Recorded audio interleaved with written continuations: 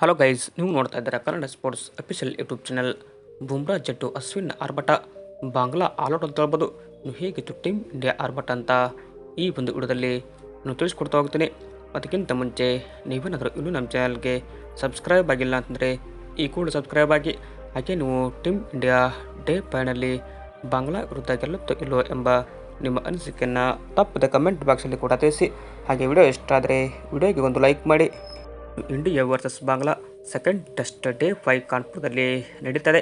ಇನ್ನು ಇದಕ್ಕೂ ಮುನ್ನ ಬಾಂಗ್ಲಾ ತಂಡ ಡೇ 4ನಲ್ಲಿ 26ಕ್ಕೆ 2 ವಿಕೆಟ್ ಕಳೆದುಕೊಂಡಿತ್ತು. 11 ಓವರ್ ಆಡಿತ್ತು. ಇನ್ನು ಬಾಂಗ್ಲಾಗೆ ಏನಪ್ಪ ಅಂದರೆ ಟ್ರೇಲ್ ಬೈ 26 ರನ್ಸ್.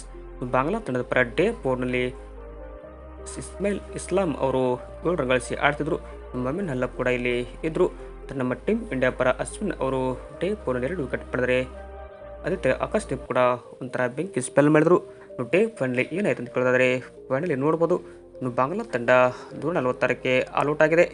ಬಾಂಗ್ಲಾ ತಂಡದ ಪರ ನೋಡ್ಬೋದು ಇಸ್ಲಾಂ ಅವರು 50 ರನ್ ಗಳಿಸಿ ಆಡಿದರೆ ಯಾವುದೇ ಬ್ಯಾಟ್ಸ್ಮನ್ ಕೂಡ ಇಲ್ಲಿ ಆಡಲಿಲ್ಲ. ಮುಸ್ಕಿಪರ್ ರೈನ್ ಅವರು 37 ರನ್ ಗಳಿಸಿದ್ದು ಬಿಟ್ಟರೆ ಎಲ್ಲ ಆಟಗಾರರು ಒಂದಕ್ಕೆ ಮೊತ್ತಕ್ಕೆ ಔಟಾರು. ಟೀಮ್ ಇಂಡಿಯಾ ಪರ ಬುಮ್ರಾ ಅವರು 3 ವಿಕೆಟ್ ಪಡೆದರೆ ಜಡೇಜಾ ಕೂಡ 3, ಅಶ್ವಿನ್ ಅವರು ಕೂಡ 3 ವಿಕೆಟ್ ಪಡೆದು ಮಿಂಚಿದ್ರು.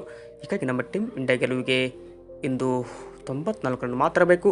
ಬಟ್ ಇದನ್ನು ಜೈಸ್ವಾಲ್ ಮತ್ತು ರೋಹಿತ್ ಶರ್ಮಾ ಇಬ್ಬರೇ ಮುಗಿಸ್ತಾರಾ ಅಥವಾ ಗಿಲ್ ಬಂದು ಈ ಒಂದು ಪಂದ್ಯವನ್ನು ಮುಗಿಸ್ತಾರಂತ ಕಾದು ನೋಡಬೇಕು. ಇದು ನಮ್ಮ ಸದ್ಯಕ್ಕೆ ಡೇ ಫೈನಲ್ಲಿ ನಮ್ಮ ಟೀಮ್ ಇಂಡಿಯಾ ಫೈನಲ್ಲಿ ಈ ಒಂದು ಪಂದ್ಯವನ್ನು ಗೆಲ್ಲುತ್ತೆ ಅಂತ ನಮ್ಗೆ ಅನಿಸ್ತದೆ. ನಿಮಗೆ ಹೇಗೆ ಅನಿಸ್ತು ಅಂತ ಕಮೆಂಟ್ ಮಾಡಿ. ಹಾಗೆ ನಿಮಗೆ ವಿಡಿಯೋ ಇಷ್ಟ ಆದರೆ ನಮ್ಮ ಚಾನಲ್ಗೆ ತಪ್ಪದೆ ಸಬ್ಸ್ಕ್ರೈಬ್ ಮಾಡಿ. ಹಾಗೆ ನಿಮ್ಮ ಫ್ರೆಂಡ್ಸ್ಗೆಲ್ಲ ಶೇರ್ ಮಾಡಿ. Thank you.